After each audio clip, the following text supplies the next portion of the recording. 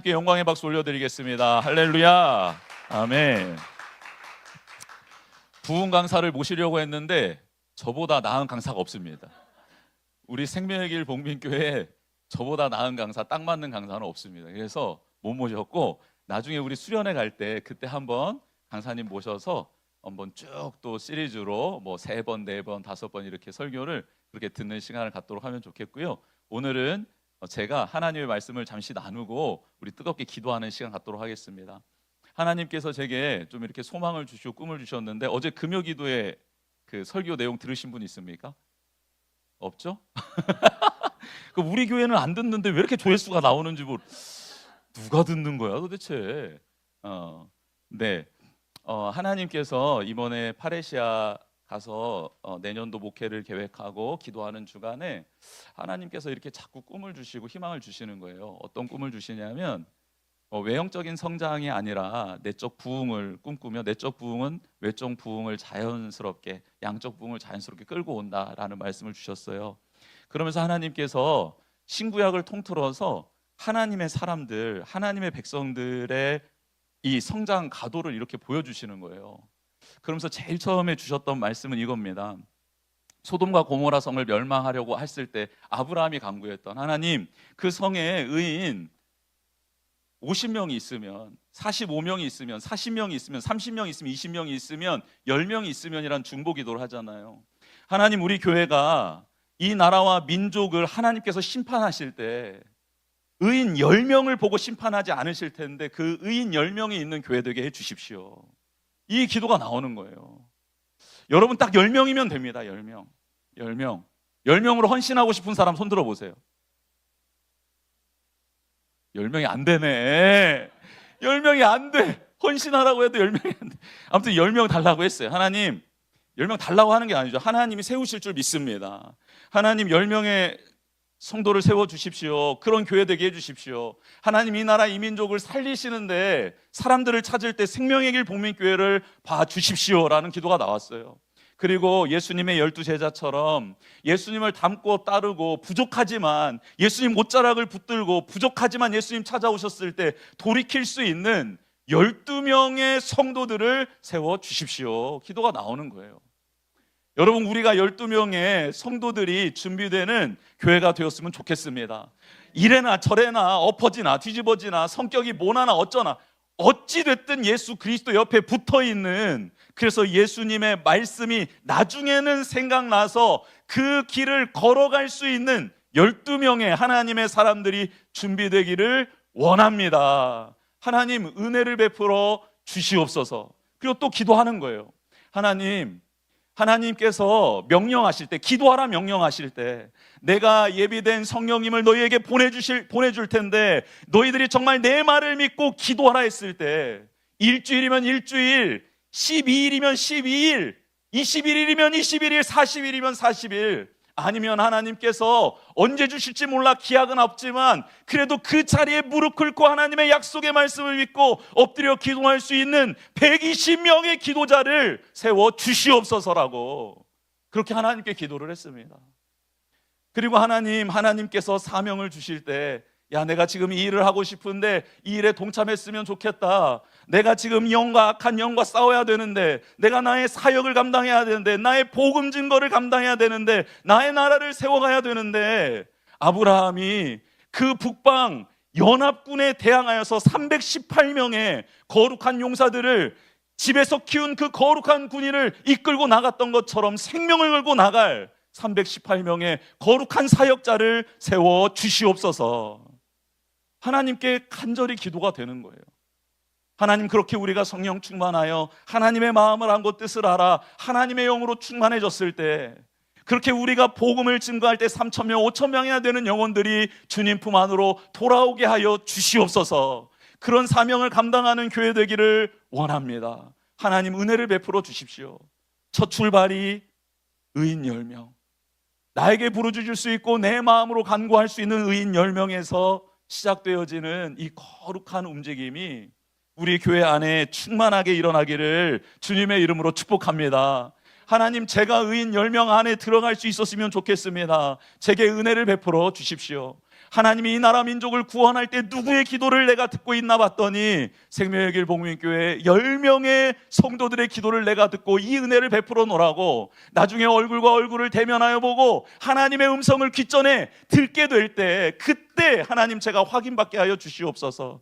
지금 제가 하나님을 사모하는 마음으로 엎드렸습니다. 사랑하는 성도 여러분, 우리 한번 기도해 보십시다.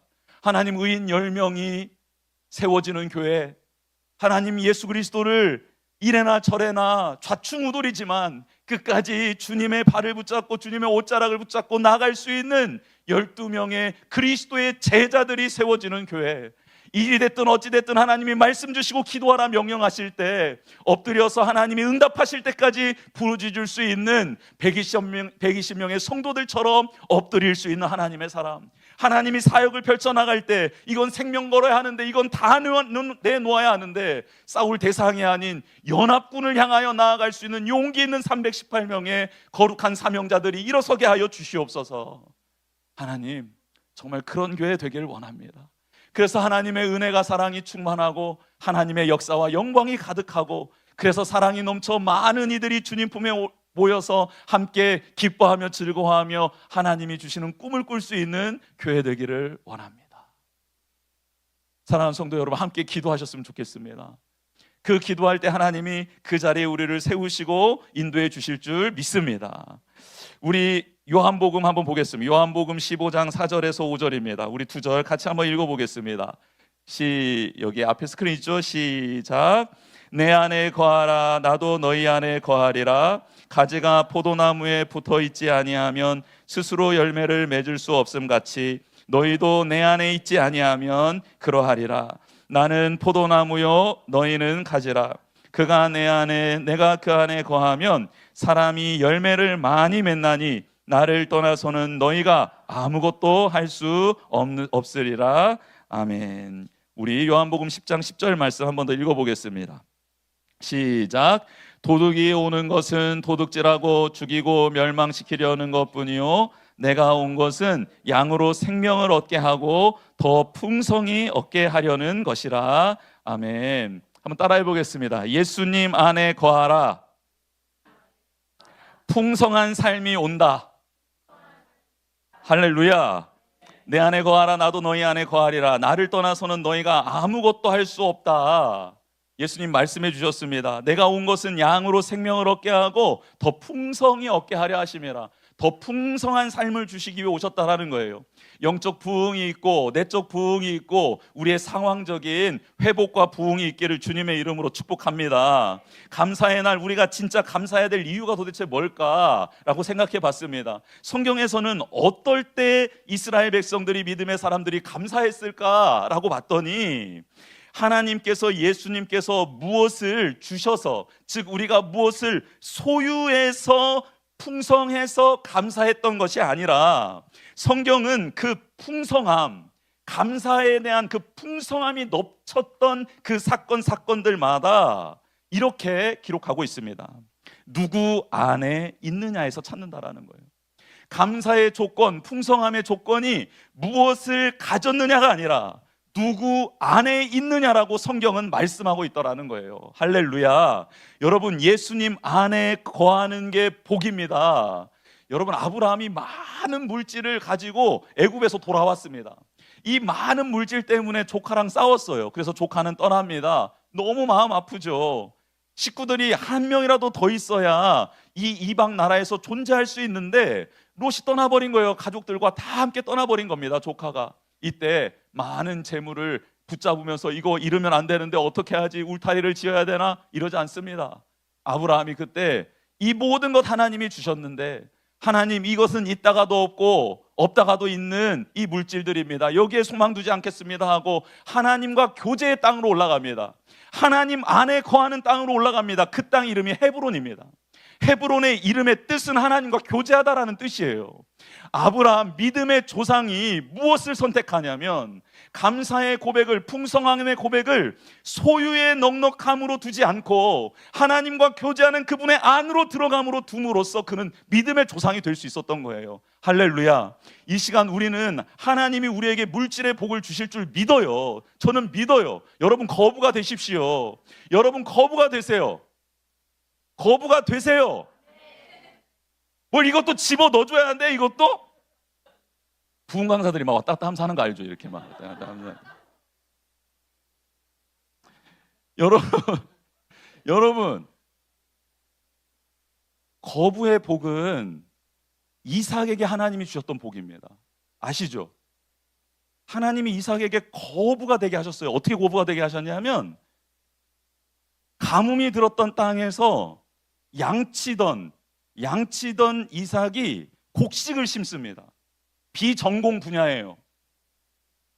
나는 양치는 게 전공인데 곡식 심는 건 비전공이잖아요. 그러면 실패하는 게 맞죠. 가뭄이 든 상황입니다. 근데 곡식을 심는데 소출이 100배가 이루어집니다.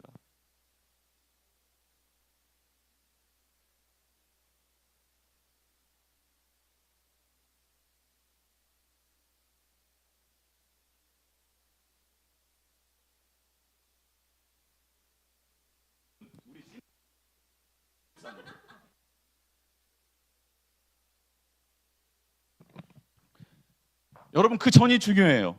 이삭이 거부가 됐던 것은, 거부가 됐던 거에 초점을 두면 망하는 거죠. 아, 그럼 나도 가서 곡식 심으면 되나? 잘못된 거예요. 그러면 왜 거부가 됐나? 가뭄이 들어서 이삭이 그 자리에 하나님이 주신 땅을 떠나려고 했습니다. 근데 하나님의 말씀이 떠나지 마. 죽더라도 여기서 죽어. 내가 너에게 거룩하게 준 이 땅 소중히 여겼으면 좋겠다라고 했을 때 이삭이 순종합니다. 순종해서 봤더니 할 일이 없어요. 그리고 다 땅이 갈기갈기 갈라져 있습니다. 쩍쩍 찢어져 있어요. 그런데 어떻게 곡식을 심습니까? 근데 심어요. 그런데 거기에서 소출이 100배가 나는 겁니다.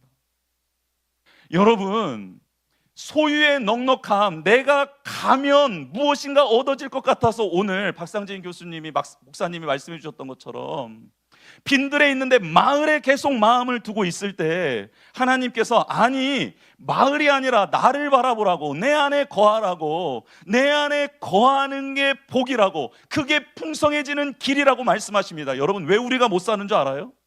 왜 우리가 잘 안 되는 줄 압니까? 생명 걸고 주님 안에 거해 본 적이 없기 때문일 수 있어요. 아니면 그게 먼 과거의 일이었기 때문에 그럴 수 있어요. 지금 아까 우리 영감 있는 김부기 목사님, 한 달에 한 번씩 찬양 예배 합시다. 한 달에 한 번씩 라면 먹고 이거 찬양 예배 합시다. 언제 찬양을 이렇게 불러보겠어 우리가. 마지막에 모든 게 다 잠잠해지고 우리의 목소리로만, 우리의 영으로만 찬양하는데, 새 노래로 여호와의 이름을, 주님의 이름을 내가 부르며 새 노래로 그분을 경배하는데, 여러분, 이제는 이전의 모습이 아니라 정말 하나님, 제가 이제는 새 노래로, 새 마음으로 하나님 안에 거하기를 원합니다. 여러분, 그래서 100배의 소출을 얻고 거부가 되고 내가 고민하고 염려하는 문제들이 해결되어지는 역사를 맛보아야 여러분이 간증할 수 있잖아요. 이게 내가 한 게 아니라 하나님이 하셨습니다라고 말이죠. 여러분, 새 노래는 그거예요. 새 노래, 이전의 노래가 아니라 새 노래로. 그 뭡니까? 마음이 새로워졌다라는 거거든요. 똑같은 노래인데 내가 우울할 때는 우울한 노래가 돼요. 똑같은 노래인데 내가 기쁘면요, 장송곡도 찬양의 소리가 돼요. 너무 놀라운 변화죠. 새 노래는 내 마음과 생각이 변화되었다라는 겁니다. 내 마음과 생각이 새롭게 되었다라는 거예요. 여러분, 이게 거듭남 아닙니까? 다시 태어남 아닙니까? 사랑하는 성도 여러분,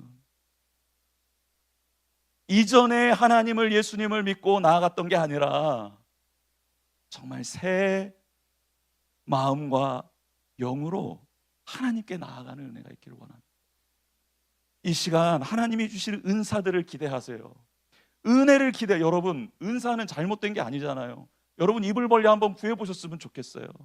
하나님, 제게 하나님이 주실 수 있는 은사를 주십시오. 사랑의 은사를 주십시오. 배움의, 가르침의 은사를 주십시오. 또 하나님, 병 고치는 은사도 좀 주십시오. 요즘 우리 교회 왜 이렇게 아픈 사람이 많아? 그래서 제가 한동안 지금 병 고치는 은사를 달라고 했는데 내 부러진 것도 못 고쳐.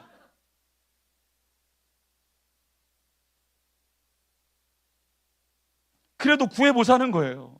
나는 못 고칠지라도 그 은사로 누군가 정말 필요한 일을 손을 얹고 기도하고, 아니면 중보했을 때 하나님이 역사해 주실 수 있잖아요. 예언의 은사, 하나님의 말씀을 받아 그 말씀의 깊이를 깨달아 증거할 수 있는 예언의 은사. 할렐루야. 통변의 은사, 방언을 하는데 통변을 해주면서 그 깊은 기도를 하나님의 은혜로 알려줄 수 있는, 나눌 수 있는 방언의 은사. 방언 받고 싶으신 분 손 들어보세요.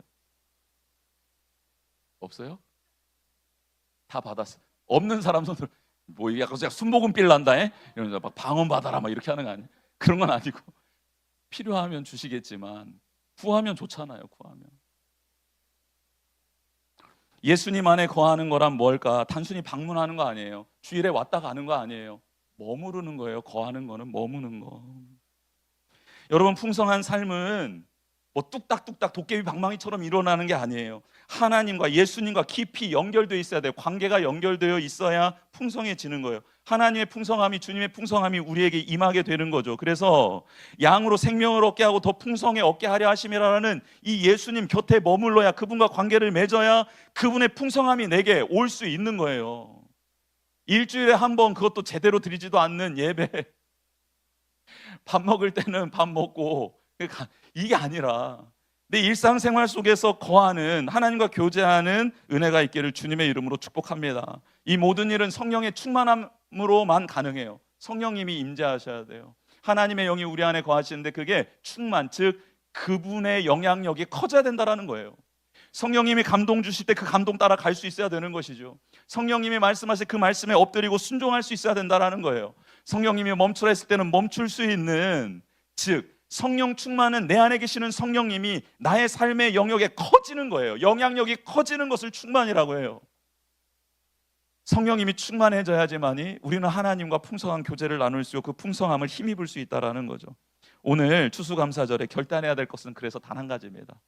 결단해야 될 건 단 한 가지예요. 고백해 봅시다. 예수님을 나의 주인으로 모십니다. 찬양하겠습니다. 찬양하고 기도하는 시간 갖도록 하겠습니다. 네, 불을 좀 꺼주